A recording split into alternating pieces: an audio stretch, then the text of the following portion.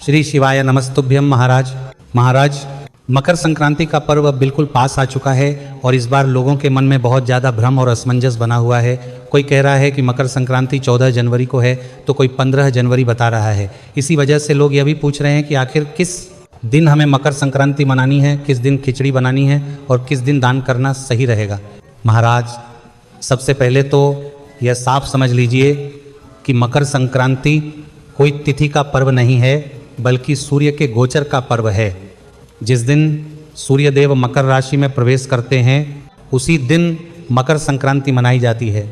इस साल सूर्यदेव 14 जनवरी 2025 बुधवार के दिन दोपहर के समय लगभग 3 बजे के आसपास मकर राशि में प्रवेश कर रहे हैं। इसीलिए पूरे देश में इस साल मकर संक्रांति 14 जनवरी को ही मनाई जाएगी। 15 जनवरी को मकर संक्रांति मानना इस साल सही नहीं है। अब महाराज, परेशानी यहाँ से शुरू होती है कि इसी 14 जनवरी को साल की पहली षटतिला एकादशी भी पड़ रही है। अब आप कहेंगे कि एकादशी तो हर महीने आती है, इसमें खास क्या है? तो महाराज, खास बात यह है कि मकर संक्रांति के दिन खिचड़ी का दान सबसे बड़ा और सबसे उत्तम दान माना जाता है। खिचड़ी यानी कच्चे चावल और मूंग की दाल या उड़द की दाल को मिलाकर दान किया जाता है। कई लोग इस दिन खिचड़ी बनाकर दान भी करते हैं और घर में भी खिचड़ी बनाकर खाते हैं। लेकिन महाराज, एकादशी के दिन चावल का सेवन पूरी तरह वर्जित माना गया है। ना चावल खाना चाहिए, ना चावल बनाना चाहिए और ना ही चावल का दान करना चाहिए। इसी वजह से इस बार 14 जनवरी को ना तो आप खिचड़ी बना सकते हैं और ना ही खिचड़ी का दान कर सकते हैं। अब लोगों के मन में सबसे बड़ा सवाल यही है कि अगर हम मकर संक्रांति के दिन खिचड़ी का दान नहीं करेंगे तो फिर क्या दान करें जिससे हमें पूरा पुण्य फल मिले? तो महाराज, इसमें घबराने की कोई ज़रूरत नहीं है।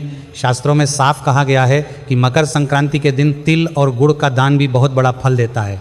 इसलिए इस बार आप लोग काले तिल और गुड़ का दान जरूर करें। आप चाहें तो तिल और गुड़ अलग अलग दान कर सकते हैं या फिर तिल और गुड़ से बने हुए लड्डुओं का दान भी कर सकते हैं। यह दान आपको खिचड़ी दान के बराबर ही पुण्य दिलाएगा।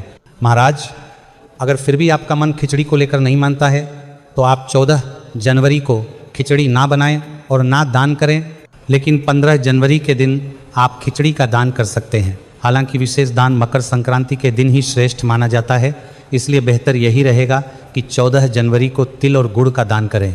महाराज, मकर संक्रांति के समय ठंड बहुत ज़्यादा होती है, इसलिए इस दिन ज़रूरतमंद लोगों को कंबल दान करना, गर्म कपड़े दान करना या किसी गरीब को ठंड से बचाने की व्यवस्था करना भी बहुत बड़ा पुण्य माना जाता है।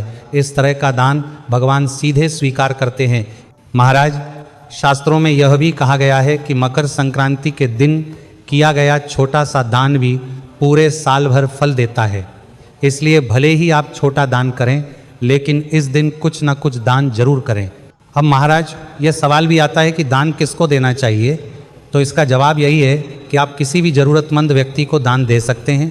आप चाहें तो मंदिर में जाकर पंडित जी को दान दक्षिणा दे सकते हैं या किसी गरीब, असहाय या साधु संत को भी दान दे सकते हैं। सबसे ज़रूरी बात यह है कि दान श्रद्धा और सच्चे मन से होना चाहिए। महाराज, एक बहुत ज़रूरी बात और समझ लीजिए।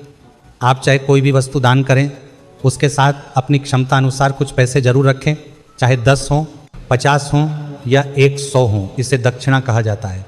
माना जाता है कि दान के साथ दी गई दक्षिणा उस दान में रह गई किसी भी कमी को पूरा कर देती है। तो महाराज, पूरा निष्कर्ष यही है कि इस साल मकर संक्रांति 14 जनवरी 2025 बुधवार के दिन ही है।